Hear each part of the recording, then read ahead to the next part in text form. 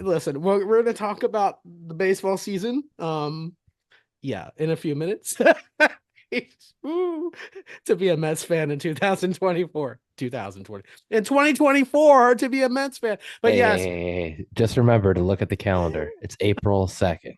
oh, don't start with that. All right, we're gonna talk about that in a minute. Today was a good day for me because we got rained out, so They didn't lose. we didn't lose. Hey, the Mets, this is what's impressive, okay?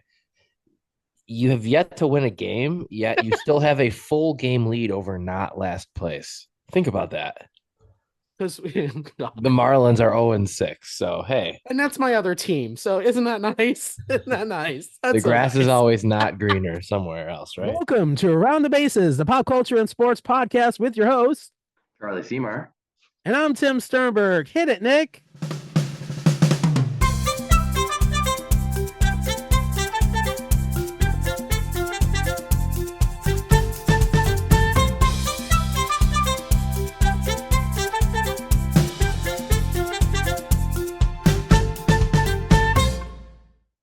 We are back with another awesome episode of Around the Bases. Hey, Charlie, what's going on, bro? Oh, I think we got an update from what we said we would update from last week.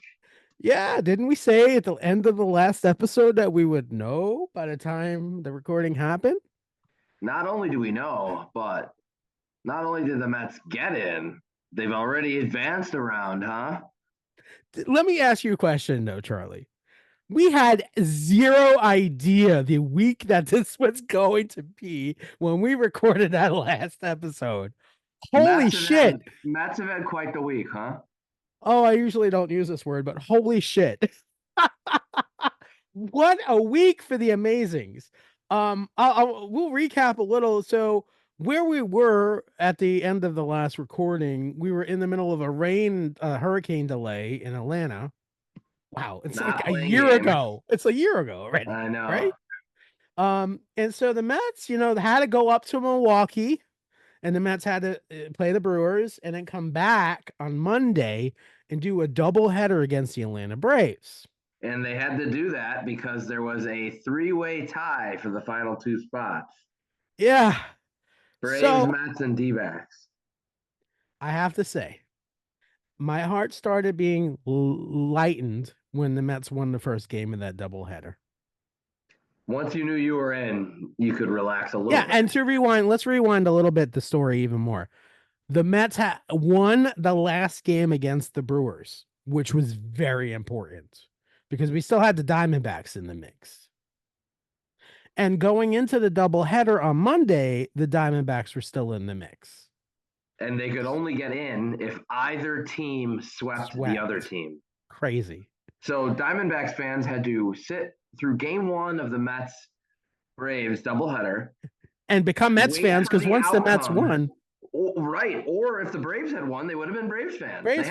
They had to have the first game end just to know who they were rooting for in the second.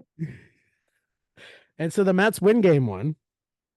I mean, they weren't even trying for game two. And then the Diamondbacks right away after the game ends, I think, oh, great. Mets win game one. Go Mets! Pitch Chris Sale the second game.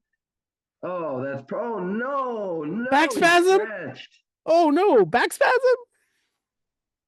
Hey, but they just said today that if they made it to the NLDS, he could have pitched. So, but he doesn't have to worry about. Doesn't have to worry about that now. Bye, Braves. Thank you, Padres. Bye. This is. I don't want to be cocky. This is going the way I kind of hoped it would when we went down this route. So the plan during this doubleheader is I didn't want the Mets to win game two. Because if the Mets won game two, I mean, the Diamondbacks were in, the Braves were out, but it means the Mets would have had to scoot themselves over to San Diego and play the Padres. I'm not quite sure that the result would have been the same. Longer flight, more time zones, Padres ready. I was like, let's play the Brewers. And the reason why I was so gung-ho too is because when we wrapped the season with the Brewers we wrapped it with the Braves, but almost with the Brewers, the Mets were pretty strong in that last game, and I felt like there was a momentum shift going on. With the Brewers, and they're not they're a tough team, and I was right. because what ends up happening is the Mets do fly to Milwaukee to start the wild card, and we win game 1 with no problem. Game 2, we're almost winning. Well, they were winning. Yeah. Well, we almost won. If it wasn't for a certain relief pitcher from Tampa Bay. But that's okay. Everyone has an off day. At the time, as Charlie will attest, send. I was so mad. I was so angry. The I was like, classic oh, recency dude, bias. the classic also Mets. I am subject to that also. I grew up in this fan base. I love my fellow Mets fans, but we are a dramatic bunch, I will say. I mean, just see Frank the Tank and to You know don't what claim kind. him. No, I do not claim him. And Dolphins fans, Andy, should not claim him either, because he's a Dolphins fan too, apparently. So, we lost game 2, and going into game 3, I will say again, oh, I was so mad. I was so upset. And I think Season's over. I We said that to stink. you. I said it to you. I did. Blah, I blah, did. blah. I have no faith in my Mets. And then it happens. You set up the Moneyball moment. Before we get to the Alonso. Moneyball Okay, moment, all right. can we talk about the morning of Game 3? What about it? We had a very specific conversation that I brought up that is like maybe a nice segue to what was happening. Do you remember? Why don't you tell us? Why don't I you think it tell was us? something along the lines of me saying, why did he move Alonso down to 5? He really should move him back up into the cleanup spot because you want your best hitters getting as many at bats as possible, especially in the playoffs. You want your power guys to get extra chances. And then fast forward now. Wait, what did I say? What did I say in response?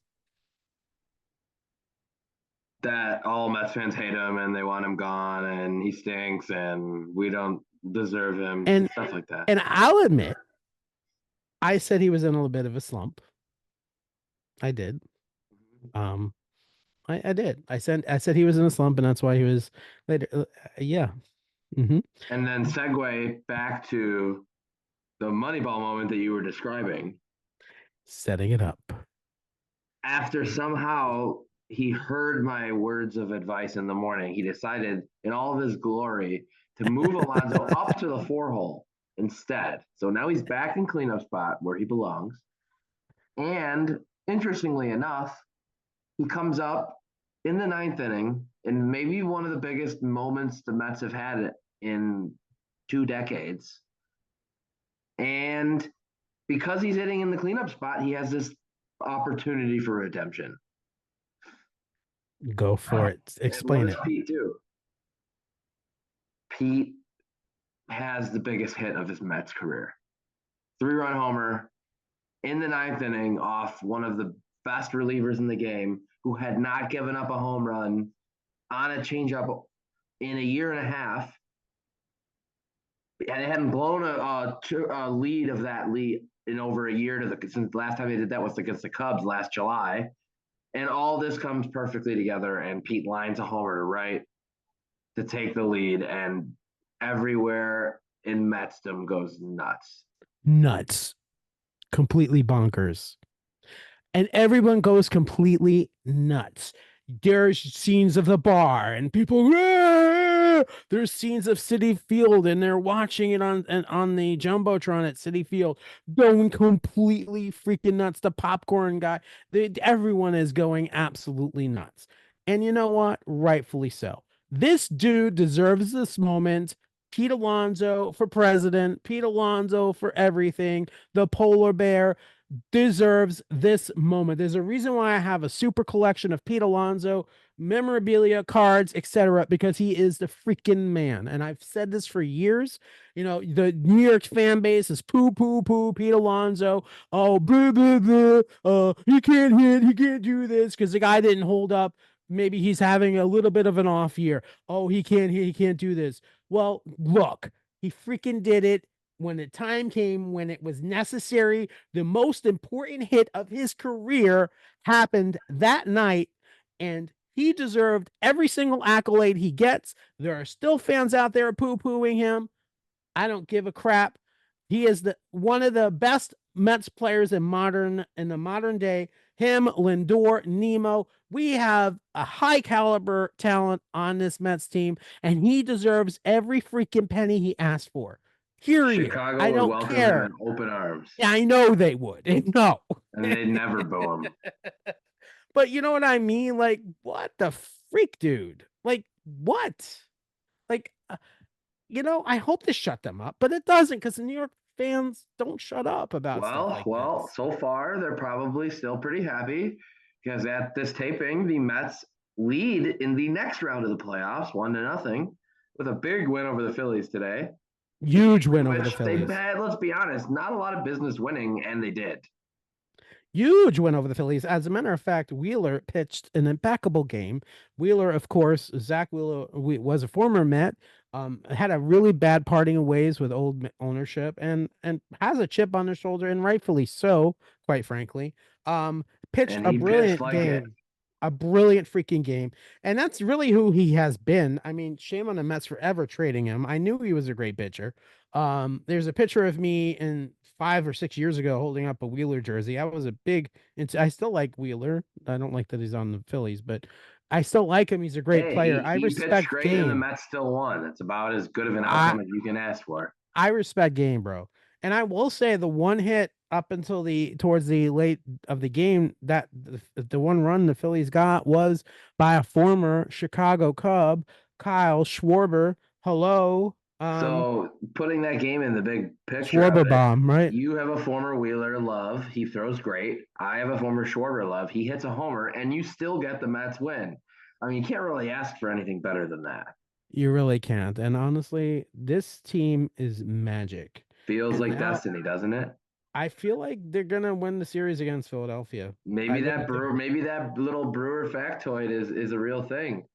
For those that don't know, I believe it's the last 12 teams to knock out the Brewers in the postseason have at minimum gone on to reach the World Series, and they won it about 3/4 of the time. So just saying.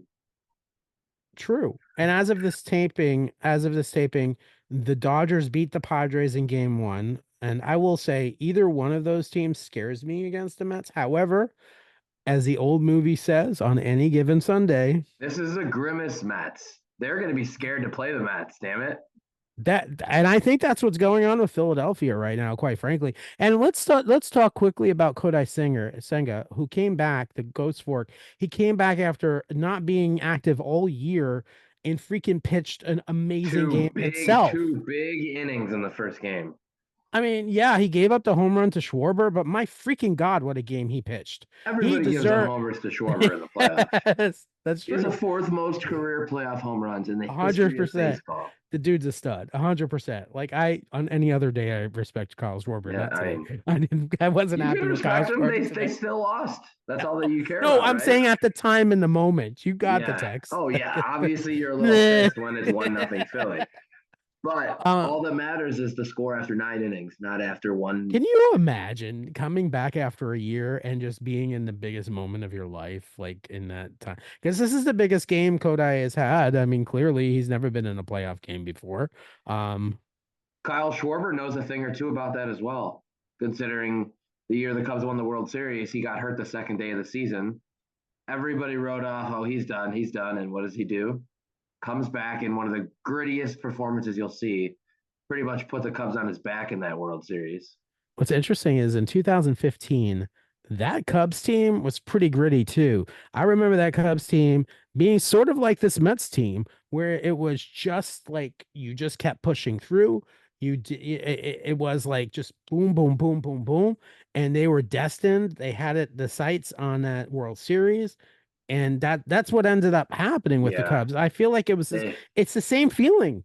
It's the same feeling. Cubs were a year early that year. Mets are a little more veteran, which I don't think the Mets ceiling is the NLCS. I think the Mets, very frank, could win it.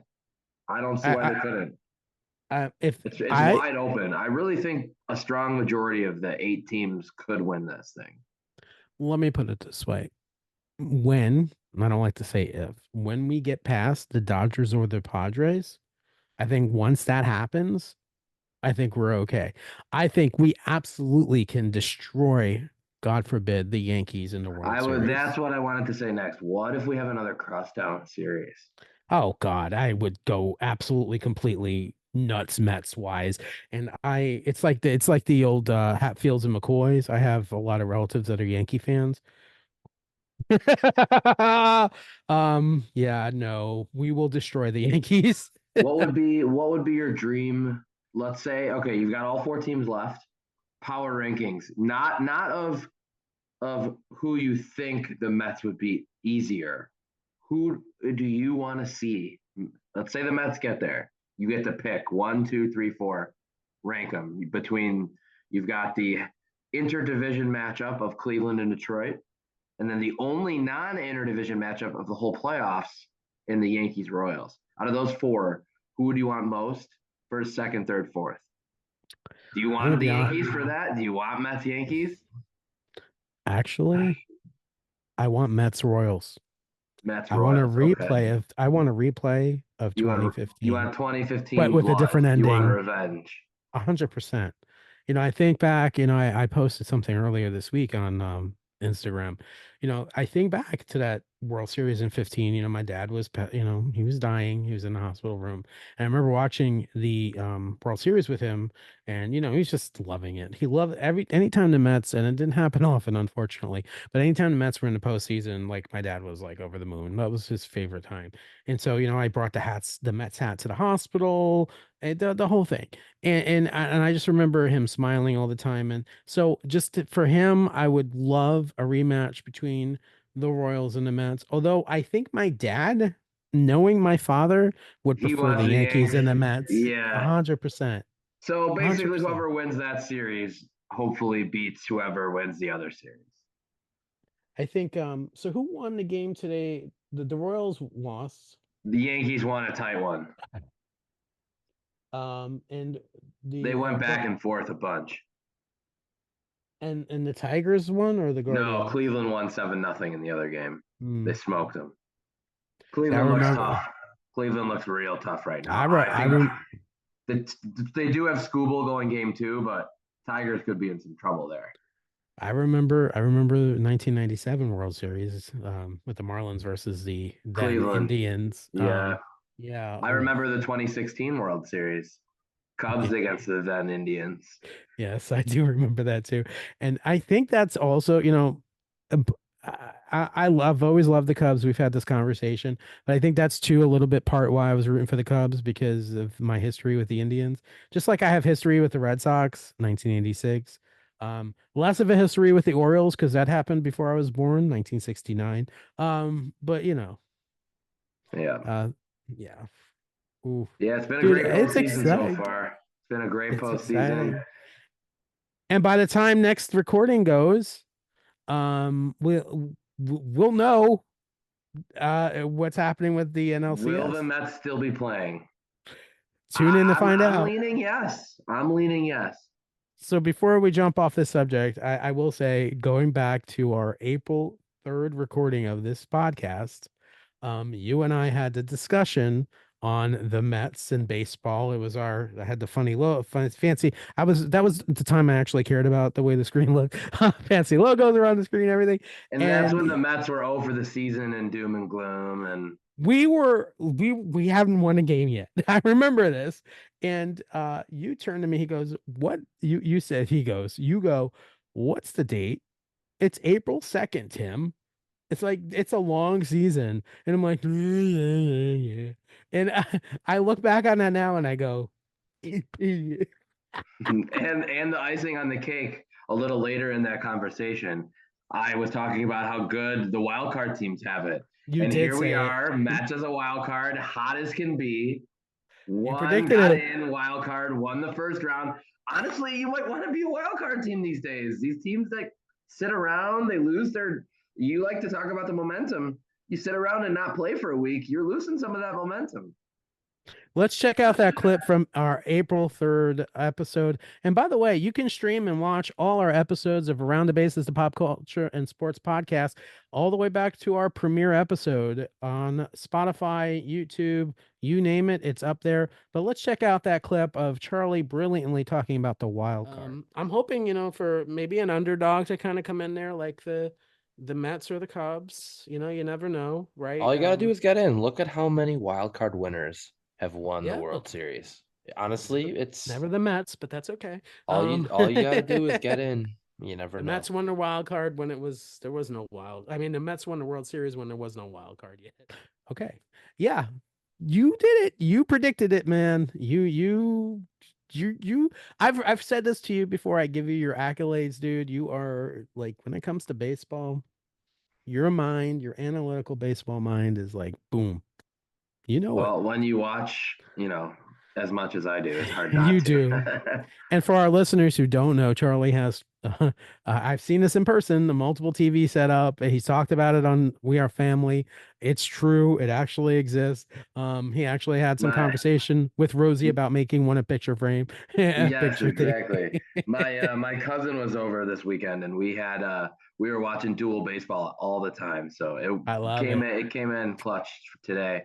Got to see the Mets win. So happy camper, Tim. You're a happy camper. Isn't that the definition of heaven? Dual baseball games on TV. Come on, like I was watching that a little bit when I was over your place. I wish I could have been watching the Cubs and the Mets at the same time. Yeah, different screens, but next season, there's nothing like what would have been epic in next season. It would have been a Mets Cubs NLCS. Oh my God, like that would be. Well, you guys won last time, so it'd be our turn this time. So. Just saying. Hey, you know what? I wouldn't be sad. I don't root for anybody who beats the Mets. There is an exception, and it's the Cubs. And I'm not just saying that because we're friends. I've always felt that way about the Cubs. And I like this team. You stole a couple of my one of my players. Yeah. That's okay. We'll worry about the current Mets team and them still playing baseball. So how about the fact that next time we record, we're talking about their NLCS matchup with one of the West Coast teams. Absolutely. Oh my goodness. What a packed week we have here on Around the Bases. We have a lot to talk about, including some reality shows that have happened, including the finale of The Circle, The Anonymous, which is almost coming towards an end. I think the next episode or two. I think there's two more. Survivor. Man. I do have a couple of comments on that. Big Brother, and of course we are going to briefly talk about the brand new show Trivial Pursuit. I wonder why.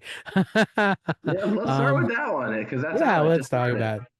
So we ended our show last time. I am going to be a contestant on the November 21st, if it doesn't change, episode of Trivial Pursuit. I'm so excited. It airs at 9:00 on the CW. It also it streams the next day on the CW app for free. This first episode was fantastic. One of the great things, and this, Charlie, about filming a game show is you get to really meet people and really form kind of bonds and whatever. It's just really awesome to kind of have that experience. And this show, the first half was taped the day before me, and the second half was taped the day of my taping. And just to meet these awesome people was just unbelievable. We'll have some of them in the future on our podcast, definitely. But yeah, we're gonna have some people coming up. Before I recap it, some thoughts. So, did you like it? I gotta say, the set looked really cool on TV. It looked cool in person. They did a really nice job with that. Unbelievably stunning of a set. I enjoyed the show. I'm a little biased. That's why I asked you. How did you feel about the show? I don't think we're going to be much of Scrabble watchers, but Trivial Pursuit is up my alley. Yeah, it's fun. You probably did well on those questions. I mean, any show that has a Simpsons question is a win in my book. I knew as soon as I saw that question. And mind you, I have no idea how any of the episodes go because we were only allowed to see our episode we taped. So yeah, watching it for me was new too. I had no idea. The first episode, we had Nicole go to the final round, and Nicole won $20,000 on the show. Just quickly, you go through 3 rounds. There's an elimination process as you go. In the final round, you have to answer 6 questions in each of the categories in order to claim in 60 seconds and to claim this the $20,000. It's a fantastic show. I hope that Yeah. it does well rating wise. And then second show, Sarah, who's a lovely, wonderful person who does a lot of work actually for animal rights and for shelters. She won $20,000. Clark was in that episode. Andrew was Wow, in 2 for 2, two $20,000. $20,000 winners in the same episode.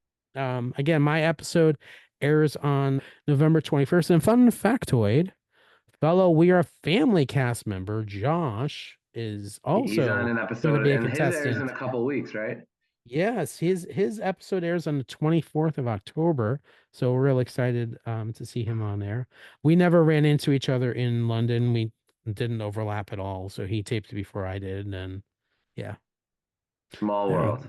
So it's cool. I'm excited for episode 2 coming up next week. And speaking of excited, The Circle. So let me ask you a question. Now, so we just had the finale of The Circle. Did you have any predictions of who you thought might win?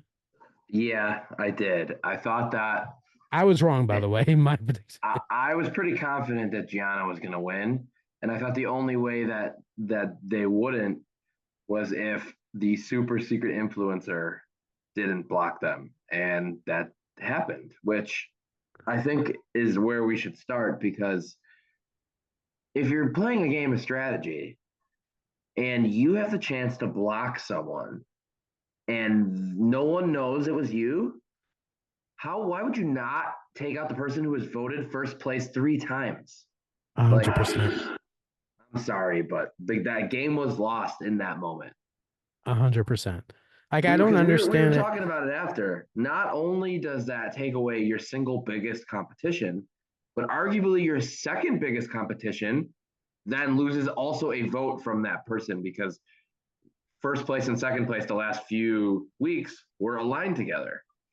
Why? So Why did she take out Jadeja? I don't understand. I still don't get it. That was weird. It did not make any sense. She had no alliances anymore. They got rid of her bestie and her other and her basically husband, as she called it on screen. Why would you? Yeah, that was a nice, if you're a future potential contestant for The Circle and you're watching seasons and taking notes and homework, that would be a nice way to take notes of what not to do. I was on Team Kevin. I was hoping Kevin would pull it off. Honestly, I That liked would have been Kevin. surprising, just because I feel like he rubs so many people the wrong way. But I'm telling you, he's like a cockroach. He K-Fern. just wouldn't go. You know what I love? This dude, like, he almost was like taking a page from the Tim book. His reactions were like so over the top. Anytime Yes, that's right, Tim. oh my God, like I could not, like I'm watching him going, is that me? Am I the problem? I just do these things. I agree with you. Like I don't understand why you wouldn't take out the person who has gotten the votes nonstop, like all the time. I thought, at the end of the last episode, I'm like, oh, she's going to block Gianna. There's no way they are staying. And then when Deja's like, hello, and I'm like, Game over. oh, you just ruined your game. What are you doing? Yeah, so if you're under a rock, you haven't figured it out by now, Gianna ends up winning the game, which is, of course, Gianna is the 2 twin brothers from Staten Island. The reunion episode was maybe the best reunion episode they had, because nobody knew who anybody was. Watching every person's reaction to, wait, who are you and you and you? Because it was 6 people to make the finale were catfish, because 2 were in 1 were a catfish and Gianna. My favorite comment right at the beginning was Madeline is like, I don't think there are any catfish. I know. Oh my gosh. And then it turns around. She's like, I knew you were a catfish. You just said you thought there were not. Yeah. And then she gets that fake emotional stuff. Oh, So she tried to play the And then victim. Jadeja like completely put her in a place. Yeah, she called her out. She's like, "Don't do that." Oh my goodness. Such a Yeah. good. It was a strong season. I haven't seen casting yet for season 8. I'm hoping that I see that soon, or not too soon, if you know what I mean. Yeah. Season 8 and season 9. I think not think. I think it's been done pretty well on Netflix. I would not be surprised if it doesn't come back. It's almost become a mainstay on the streamer. Yeah. And they've honestly done a pretty good job with some little twists here and there to keep it a little different. So if you're a producer, I doubt very much listening, but if you are of the circle, your season 7 was spectacular. Keep doing that. yeah, Not the same way, but it was absolutely spectacular. The casting was fantastic. It's always, and I've said this before, it's always rich when you add a real demographic plethora of people to your cast, multiple races, ethnicities, and also ages. I was surprised when I thought about that after. So that's the circle. I can't wait. Hopefully it's a season 8. You want to talk about Big Brother? I was so disappointed when this final 5 was revealed. I'm still disappointed with this final 5. I'm going to be honest with you. This season, let me start with a positive. This season is rich in casting. The casting has been pretty darn good mostly for the season. Tucker was a nonstop great character that they introduced. Love her or hate her? Hate. Oh, I was just answering. Oh my God. Angela is a character. I knew who Angela is a character, though. She is. I mean, I'm ready. They're talking about her possibly going to that show on Peacock. I can't. It's like Beetlejuice. That's Boo. Charlie doesn't. Charlie, Please what if don't do it, Peacock? Don't do it. Don't do it. You don't reward that kind of behavior. Don't do it. What show are we talking? We're talking about the I won't do that to you. Just so you know, listeners, my co-host is rolling his eyes currently. My feelings have been known on her. But the final 5, I mean, Chemo's a lovely kid. For a low budget movie. Crazy eyes. Watching the video of her rehearsing the speech the night before makes it worse, man. It really does. Hold on. You ready? Ready? The slow clap. And then the funny part is everyone else.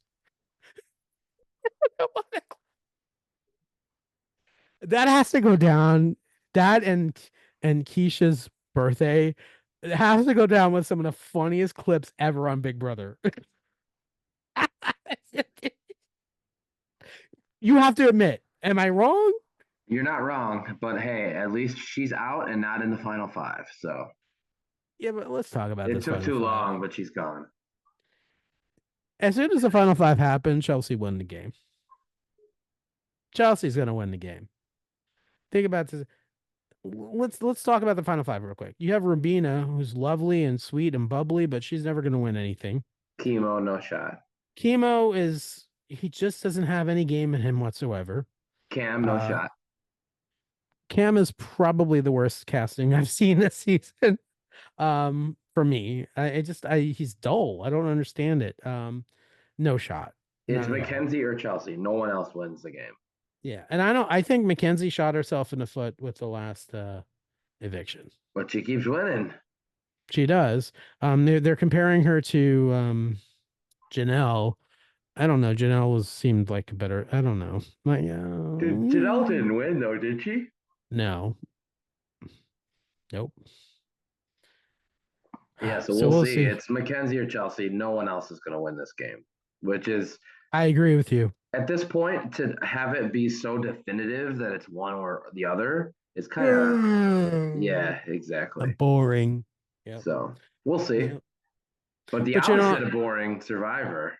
Oh, but production can't control that, unfortunately. You know, they Right. just can't. Survivor.